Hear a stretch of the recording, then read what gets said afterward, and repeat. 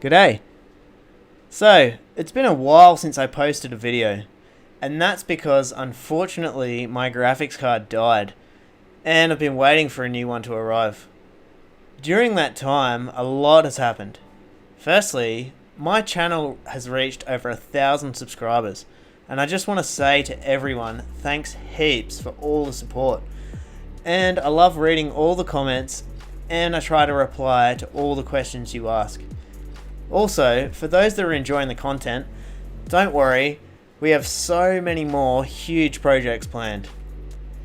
In the time that I've spent running the game without a graphics card on minimum settings, we've been very busy. Even though we are using mods in this playthrough, we are still designing our world to be accessible without flying, which is what I'll be showcasing in this video of our main base tour so far.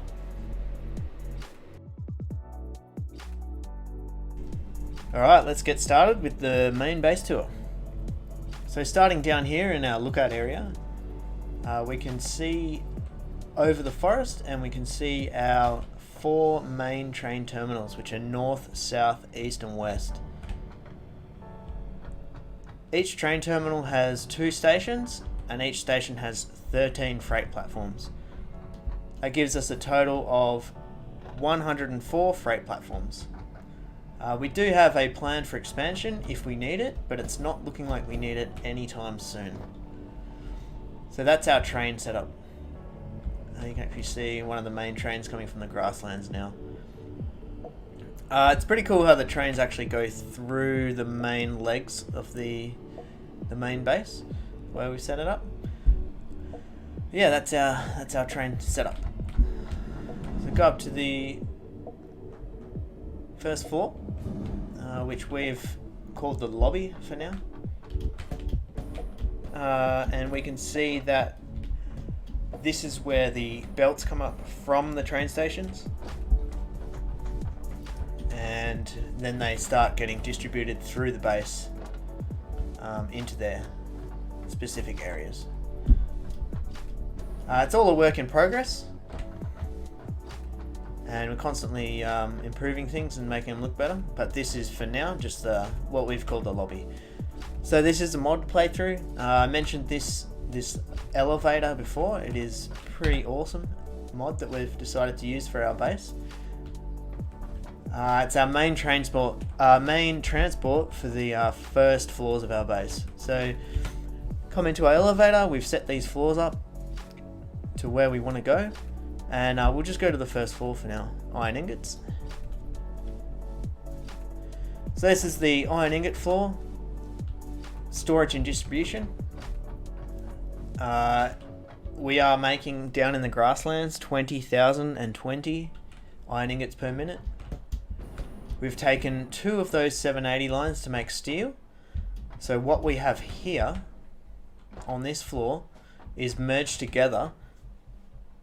We have 18,460 iron ingots per minute, and then they will go up into the rest of our base. As you can see, there's a lot of spare room here for expansion, and for the train stations we haven't used yet. It's always good to have spare space. Next floor is the copper. So the copper ingots from our copper project in the grasslands, we have 12,000 copper ingots coming in per minute. And we're actually merging on this floor, we're merging 2,600 lines into 16 780 lines. That's what's happening here. But the idea is to put it into one big merged system, so we can take from any part of it and just subtract the total, which is what we're doing with all our base materials. Also on this floor we have a little bit of concrete. Well, I say a little bit. We have a shitload of concrete which we haven't stored yet. We'll deal with that soon. And we have a little bit of steel, which is 3 780 lines of steel so far. Just getting stored there for the time being. And we will be doing a hell of a lot more steel, but for now, that's how we're dealing with our steel. So go to the next one, which is our packaged water floor. the next floor up. And we have a lot of packaged water coming in. It's actually 7,200 packaged water per minute. Now it's not flowing at the moment because we're not using it all. It's nowhere near at capacity, but if this was running at 100% capacity, we can draw 7,200 packaged water per minute. Now, so when you're running a packaged water setup, obviously it's a little bit more complex because you need to have the packaged water coming in, but you also need to have the empty containers going back out. Now this does look a little bit sporadic in the way that they're coming down, but there is method to this madness. With all of our what we're calling stockpiling floors, there's a reason why all these systems are merged together. So at the moment, out of a total of 7,200 packaged water per minute we can draw out of the system, we're only using 1,170, and that's why you see it coming down in dribs and drabs like this. Yeah, and I'm going to show a little bit more on how this system works when we go up in the floors and show what's actually using this from the system. Also on this floor, since this is the last one we've done so far for the storage area of the main base, you can actually see along this western wall, this is all our iron ingot lines. So there's 24 780 lines of iron going up this wall. The little third one you see here is actually our 780 Caterium ingot line. Over here, these are our 16 lines of copper ingots. They're going up into the main base. Over here, 3 780 lines of steel ingots going up. This is our 7,200 empty containers coming back down, which is obviously not at capacity yet. And these 12 lines here is 7,200 packaged water going up into the base. And now, as you can see, there's plenty more room here for expansion, which is what we definitely plan on doing. But this is where we're at the moment. So next floor, we start getting into the production. Right, so our first floor of production, before we get to the hub, it's actually a fair way up. Here we are. What we've got here is just a little bit of steel getting made, just for the time being. All we're doing here is one 780 line of iron ingots, and we're turning it into the steel beams. Sorry, I said iron ingots, I meant steel ingots. Again, heaps of space here for expanding.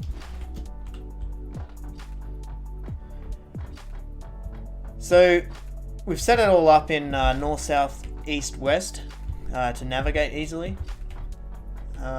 And in case you're wondering how we did this sort of thing with the bigger looking gates and the bigger looking windows, we've started playing around with a mod which is pretty awesome. It's called the Micromanager. I won't go too much into it, but all it really does is lets you modify the size of some items, and it's pretty much just for aesthetics, but it's really cool. So that's called the Micromanager, and that's how we get these big gates and etc. So this is a quick wire setup. I've shown it in another video, but we've kind of neatened it up a little bit, tweaked it, losing a couple of frames here. Basically what we're doing with the quick wire setup is we're producing 9,360 quick wire per minute, which is 12 780 lines, which is these here, and they're going up further into the base, and we're making all of that from just this one line here. Geez, I'm losing some frames here of Caterium ingots. Just one 780 line of Caterium ingots.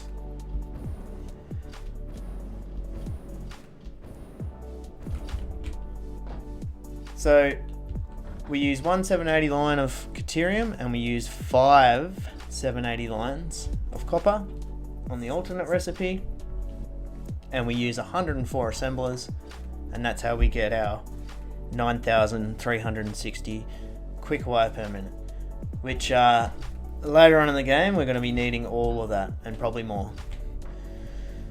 Alright, so we'll move on to the copper wire setup. So this here, our copper wire setup, is using just four 780 lines of copper ingots from our total of 12,000. So we'll minus that off. And then, whoopsie,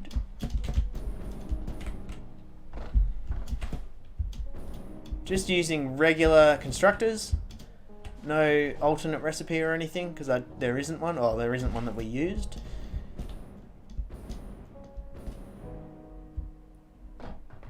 We're turning that into 8 780 lines of wire along here.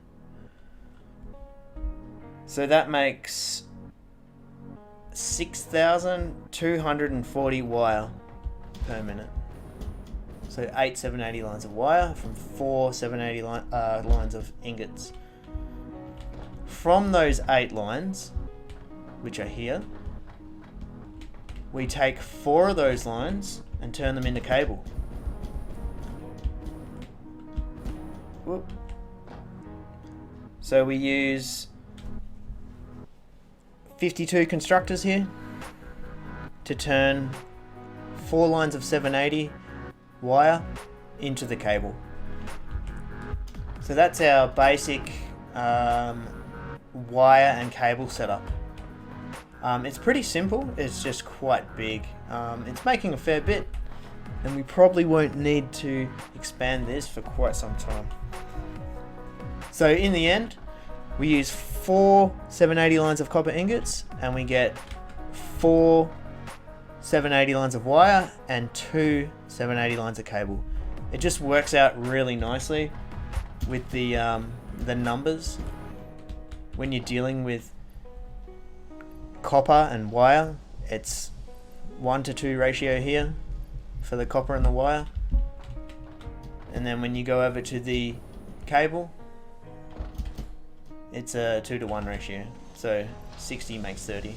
So it just works out so easily with all the numbers. It just works out perfectly when you're dealing with copper. So that's the copper wire and cable setup we have so far. We're taking 2 more 780 lines of our copper to make copper sheets over here. Now this is where we're using the water in the base. So far. You can see in the distance there where our quick wire going up. Now the reason we're using packaged water and doing the packaged water setup is because just getting raw water through pipes is not something we wanted to deal with. Pipes and pumps and all of that. Not only is that annoying to deal with, the fact that you can only get 300 in a pipe, but you can actually get 780 on a belt, is what we're working with. So instead of piping water from the ocean or wherever we're getting it, we're packaging it. Then when we bring the water up to wherever we need to use it, we're going to unpackage it, which is what these are doing, and send the empty containers back down to the train station. And I will go through how that's all working in a bit more detail in a little bit. So basically our copper sheets that we're making so far, we're using 52 refineries here, and we get a total of 1,170 copper sheets. The numbers are a little bit harder to work with here. 22.5, but they're easy because it's 22.5, 22.5 makes 22.5. So we know that we're using 1170 water, or packaged water, 1170 copper ingots, and we get 1170 steamed sheets, or just copper sheets. They just happen to be called steamed sheets, steamed copper sheets on the alternate recipe.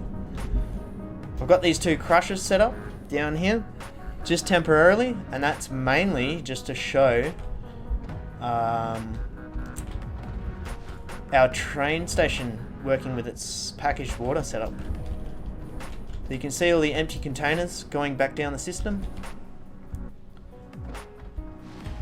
And obviously our 7,200 packaged water is nowhere near getting used on this. We're only using 1170.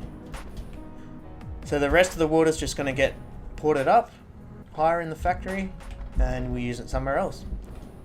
So that's this floor. That's this floor so far, and as you can see on this floor, there's still plenty of room to work with. So we'll go to the next one.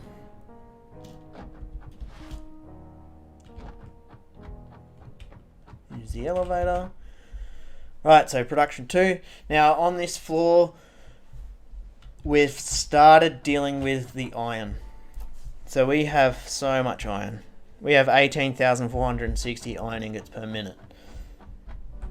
So much, in fact, that I'm not even going to show it on this video because it's massive. It's a massive, massive project, and it's starting to look sick. And I'm just going to do a little sneak peek. But it's nowhere near finished. But the iron is definitely going to get used. So that's the iron. And it's probably going to need a whole explanation in its own video. Other than that, on this floor, we actually haven't used anything else on this floor. So much spare room still. Alright, so moving up into the hub. The final floor of the elevator. Sweet. So, here it is. We've put a lot of time into this, and it's still a work in progress. But it's getting to the stage where it's starting to look pretty damn good. So we've kept the square theme for the base, and just for the hub itself, we've gone with a circle theme. We've started decorating it with a few trophies, etc. We're using the big trophies mod to get the trophies a bit bigger. Now with the containers, we are going to make it so we can get every single item in the game stored automatically here, and we can just walk up to a container, grab an item out, and it will automatically replenish from our auto sorting and storage floor, which is the next floor above, which I'll show in a minute. So I'll just grab some items out. Obviously, we've only started storing the items that we're creating so far. So if I just grab these out, you'll see that they start replenishing. But they're not replenishing at 780 because we've done that on purpose, because we're only feeding them slowly. Because we don't want to tap out of our main stockpile very fast if this does need to replenish. Alright. I'll grab some of these. Grab some of these and get the whole system just flowing so I can show you when we go up to the next floor. Alright, so the reason we've gone with a circle, or the reason we've stopped using the elevator and gone with a circle, and we're going to keep it open to the air, open to the sky, is for a couple of reasons. We want to have it look cool and have the sky shining a light in and have a nice open feel, because it makes it look a lot bigger as well. But also, when you actually research something or complete research and send this up in the sky, we didn't want this ship to just clip through the floor and look all janky and that. So we're going to keep this completely open. Whatever design we decide to come up with for the rest, this is going to be a completely open top from now on. So I've left a tier of technology ready to demonstrate that, which is the Color Gun Mark II. This is another mod that we're using. I would highly recommend this mod if you are going to be painting a lot of things. Basically, it's exactly the same. It's just a color gun with a way larger clip, and it shoots a lot faster. So I'll just do a demo of the launching the ship. Sweet. There it goes. And if we ever do need to research anything else, we don't have to have a spaceship clipping through a hell of a lot of floors. There it goes. So yeah, so that is the final floor of our elevator form of transport, which is there. Because we obviously can't have the elevator going up any further now through the center. So now we've changed our method of transport through the base into hypertubes. So the way this hypertube system works is the center hypertube in each of these main exits, which are perfectly north, south, east, west of the world, like a world launcher, or like a transport into the world. So if I want to go to the water train station or power station, I take this launcher and that'll shoot me off. If I want to go to the oil fields in the north, take the one to the north and that'll shoot us off into the north, etc. Into the grasslands, I'll take this one. But if I want to go up and into the next levels of the base, from here on in, we're going to take hypertubes.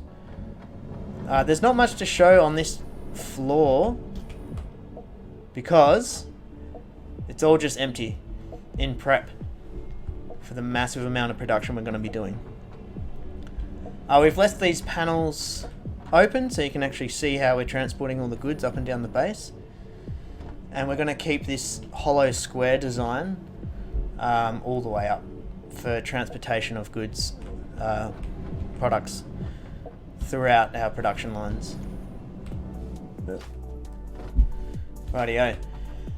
So we'll go up to the next floor.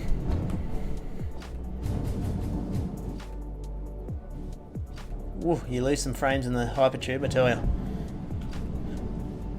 Alright, so this is our central storage and distribution area.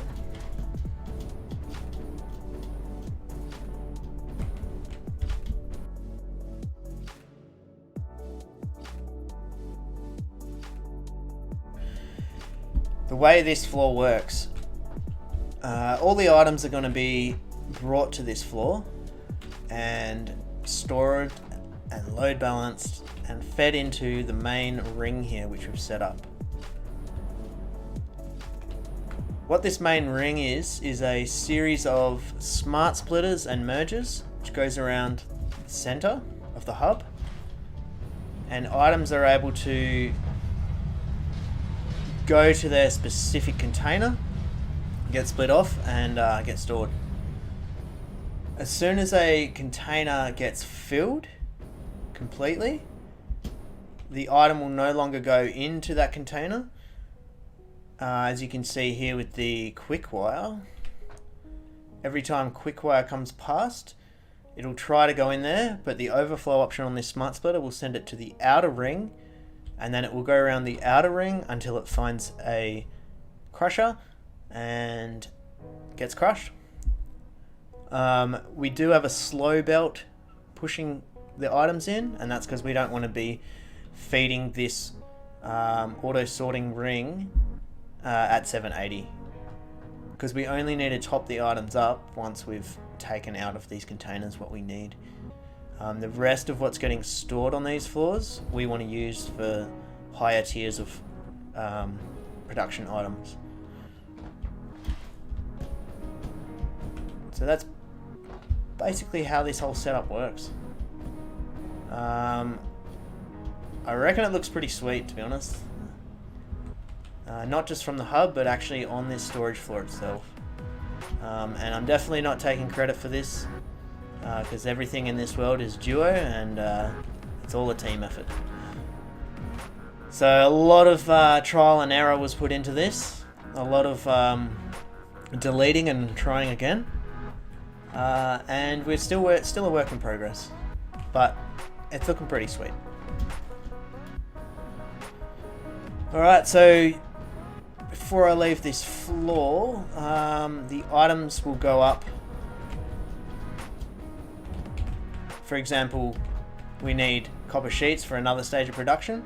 They're going to go up through all these spare lines we have up here to the next floor. And we have a lot of space down below, which I would have shown earlier.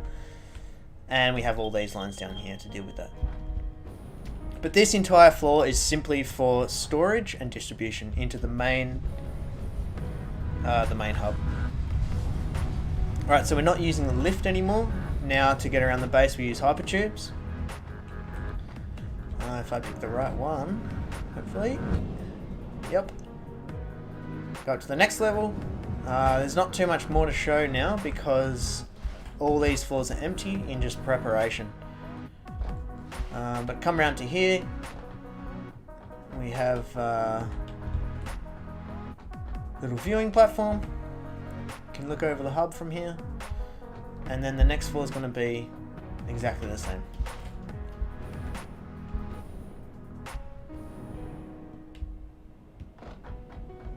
Go up in here. And this is the top floor so far. This could potentially be the top floor of production, depending on how we go. And if we decide to get a little bit crazy, we can actually go even higher and make this even bigger. Because we haven't fully designed how we're going to make the top of this base yet. But so far, we're pretty happy with it.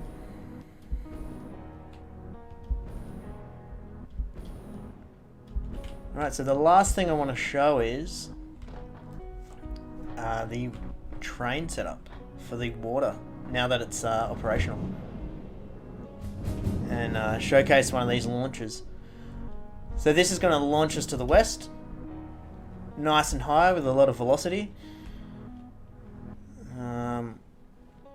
Do lose a lot of frames because there is a lot to load in, and I'm not using a supercomputer, unfortunately.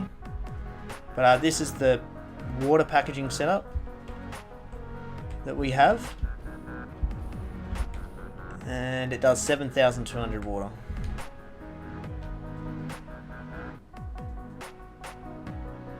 But as you can see with these launches, you don't just have to go straight. You can direct yourself in the air, and from this central base where we have these launch pads, we can get to anywhere in the world from there. What we will be doing is making launches, like return launches, hypertube railguns or whatever you want to call them, that we can actually hop in here and get shot back into the base. We haven't done that yet, but we will be doing that. So I'll just check where this train is. Here it comes. It's actually not too far away. And I'll show you how it works. So there's 12 train stations here. 6 of them are for water containers, packaged water containers, and the other 6 are for the empty containers. So you'll see that when this train comes along, eventually... Alright, I just skipped forward because the train was too far away. But here it comes now. So you'll see that this train has 6 freight cars on the back, and that's full of empty containers. And then on the front, it's got 6 empty ones, which is going to pick up the packaged water from here.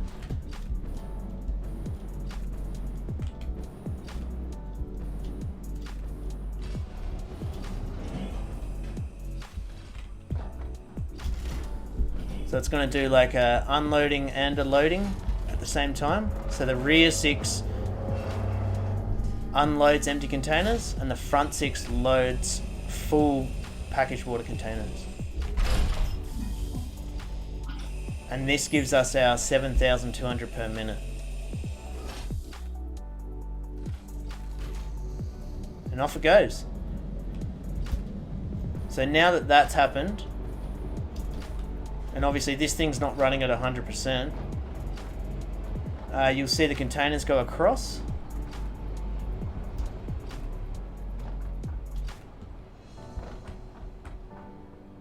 And in hopefully not too much time,